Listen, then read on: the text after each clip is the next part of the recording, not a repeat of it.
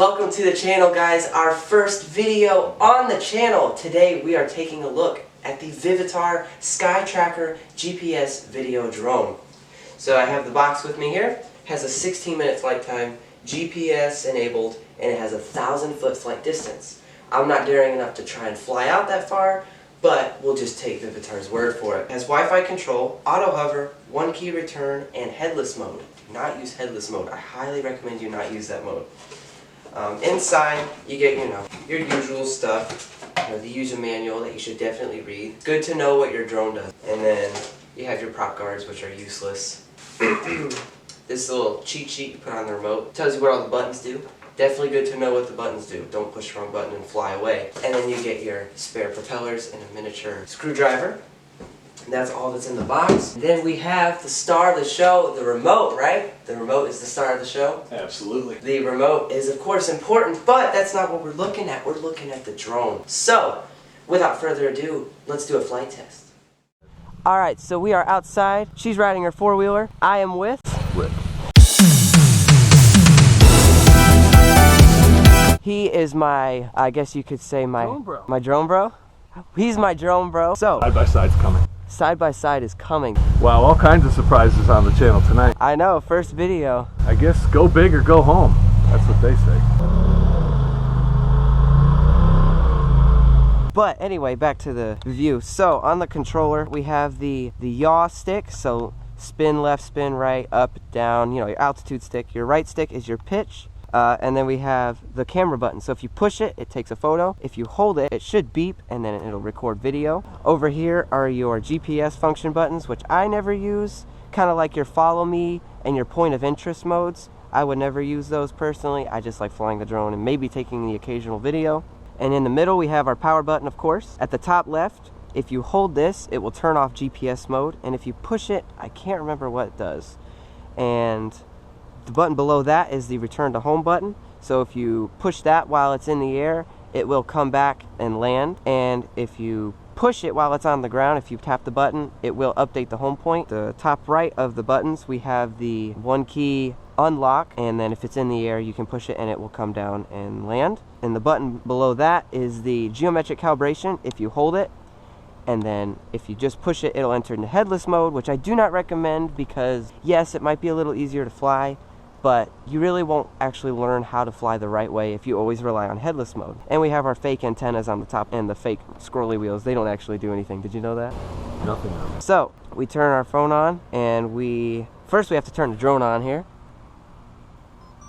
It gives you a little song when it turns on, and you turn the remote on. You go up and down on the left stick, and now they're paired. Those are some bright lights. I would not recommend flying without calibrating your GPS because we had an incident recently where it literally flew over that tree and into the woods somewhere, and it was just not a fun day for me. So I will recalibrate the GPS. Actually, I'm going to push the button. The drone bro, he's going to be calibrating. So you spin it around on its legs on the first one, and the yellow lights should stay solid once it's gotten that specific type of calibration. And there we go. Now he spins it up so that the camera is pointed towards the sky, and it instantly gets lock on that. The red lights mean it has not gotten the okay, wow. That was I couldn't even get it out before it got the connection. So green lights mean it is connected to the GPS. Front lights just kind of, they're there, I guess. So we go to our phone. We go into the Wi-Fi settings and select Skytracker drone. That's connected. And then we go to the VTI Skytracker app. We go to go, next, go, and there is our live feed of the camera on the drone. So if I point this at this guy, there he is. So first we'll take a photo, show you what the photo looks like. It's actually just a screen grab of the video, the live feed video. We have our homemade helipad, takeoff and landing pad. So I'm going to tell the drone to start recording video. As you heard that little beep there. And both sticks in, unlock the props. Both sticks in again, lock the props, and turn the drone off. So, without further ado, let's take this bad boy in the sky. Very responsive, fast little drone. Well, not really little, but Definitely a good drone. We will start in the first mode here. I don't know how well you can hear me because the drone is really loud, but this is kind of like for the first beginner, maybe his first time flying. This is the speed he would fly in. Or if you're just trying to get some smooth camera shots, like this, really not that smooth. There is the drone bro, he's right there. So we will take the drone up a little bit, just a tad.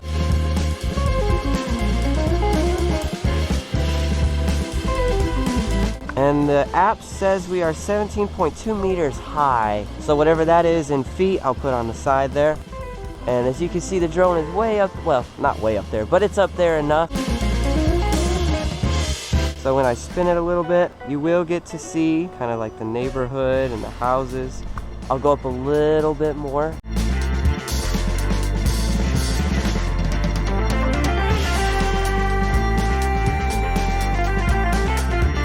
The drone at this point is non-hearable. You just kind of see the bright LEDs. So now it says that we are 54 meters in height. That's pretty high.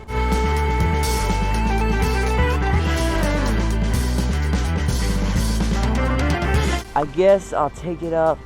Sorry, bug flew on my nose there, my bad. We're going for a record breaker. We're going for 80 meters today. Wow. We have never actually gone this high. You know what? I'm gonna go to 90 meters. We're looking at close to 300 feet.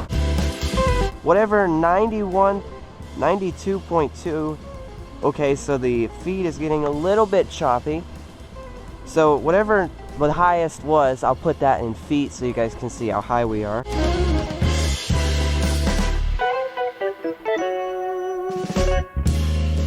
We've only gone, I think 71 or 72. 71 or 72, and that was really high. Now we're really up there. I don't know if the GoPro can pick that up, but it's up there.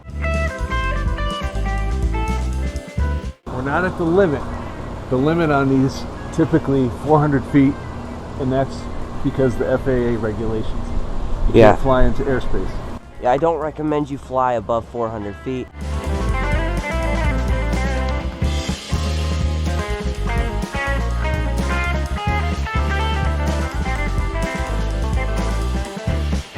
And the camera has tilted up so we can actually see a beautiful, nice sky there. Ooh, that is nice. And the camera is getting a little choppy down here because it's so high. But that's kind of like, I wouldn't go up there unless you really are confident in your flying abilities or you're just trying to get some amazing sunset video. But yeah, we will bring it back down.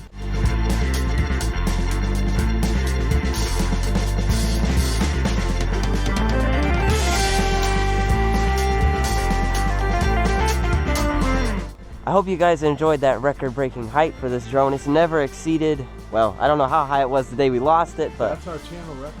Yeah, the channel record. Not just because on it's the first video, yeah. We've never gone that high. And the drone is back, and it's on one bar of battery, or one circle, I should say. And once it's on one circle, honestly, you still have like another 10 minutes. 5 to 10 minutes. So we will go ahead and pop it into ludicrous mode, if you will, like Tesla. And we will just fly around here. As you can see, it's very fast. The controller's beeping at me because it is low on battery. Elon Musk is excited.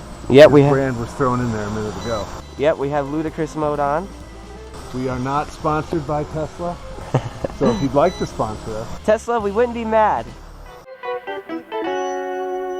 But yes, definitely an amazing beginner drone. Actually, I would say even a prosumer drone. Definitely an amazing drone. As you can see, I'll walk under it for you. It's pretty calm under here. I mean, it's pretty stationary because the GPS. I'll turn it off. I'll turn GPS mode off in a second to show you how good GPS is on this drone.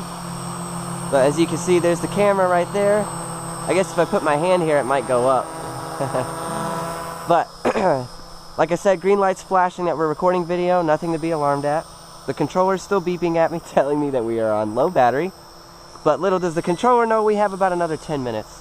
So I'll spin the drone around here to, there's me. Definitely some cool colors. They look very saturated. Yeah, not bad. Definitely not like one of those Sima drones. You know, those cameras aren't very sharp. Actually, we're not gonna go there. We won't go there because we do have a review on the Sima, maybe soon. Maybe? Oh, I hope it's soon. Yeah, we have a X5C1 coming soon, as well as the Holy Stone. Yes. HS110G. Which is also a GPS model. So in theory, it should be as stationary as this. The Sima is not a GPS. I don't know which camera I'm talking to. The Sima is not a GPS model because it's the X5 series, but the Holy Stone will be. So it will be somewhat comparable to this. And we are both very excited about that review. And yeah, I said I would pop it into non-GPS mode. Sorry, that was a little bit of a finicky drive by my fault there.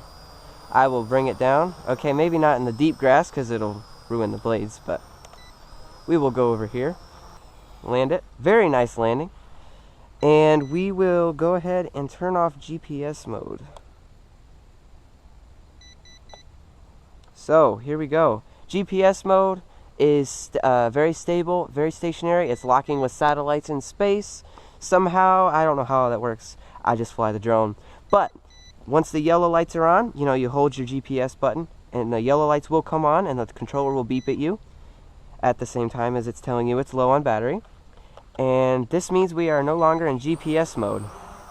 So the drone will drift. As you can see, it's drifting very badly. So this is where you would trim it.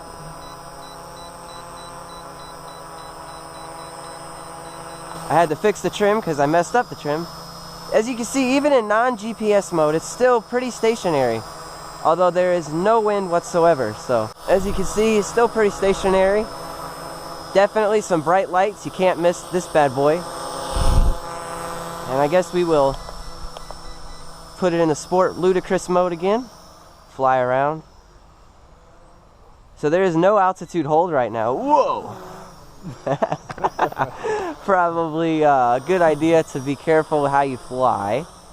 But there's no altitude hold, so when I do the pitch, it dives a little bit. If GPS mode, it wouldn't do that. As you can see, I'm a very daring flyer, flying at 100 miles an hour in no GPS mode. But it's still nonetheless an amazing drone, am I right? Great flyer.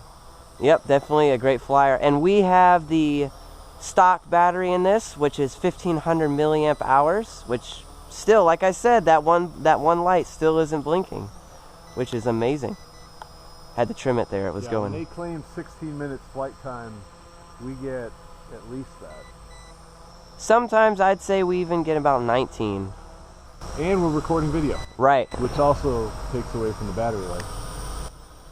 But as you can see, it's getting darker and the camera is getting worse. So we might as well call it an end to the flight segment of this video. Still, you know, no GPS is still pretty stationary. Well, it's drifting a little bit towards the house. But still a great drone, and I'm going to be daring enough to do one of these. I wouldn't do it unless you've done it 1,000 times, am I right? The hand launch and hand land is not for the timid of heart, guys. You need to be careful so you don't chop off an eyeball or something. But a beautiful end to a beautiful night, and I will see you guys, we will see you guys, in the next drone review video. You guys, as you can see, I'm in the woods. Reason being because I went this morning, I went outside with the drone, calibrated it, it got GPS. I had my camera and I was going to take a photo of it for the YouTube thumbnail, and the drone had a mind of its own. I could tilt it left and right a little bit. Even I put it in third speed to try and get it back, and I turned off GPS while it was in the air, which you can do, but it still kept flying. I have no idea why it does this. That's the second time I've lost this drone. Well, I guess the first time wasn't a loss since I found it, but like I'm trying to find it with my phone with the Wi-Fi thing. It has no bars of Wi-Fi, so I don't know where it went, but I don't know. I will definitely be contacting Vivitar today. They have a 1-year warranty, so I will get a brand new drone. I will see you guys in the next video, and I hope you enjoyed this one. I did until the drone flew away, so peace out.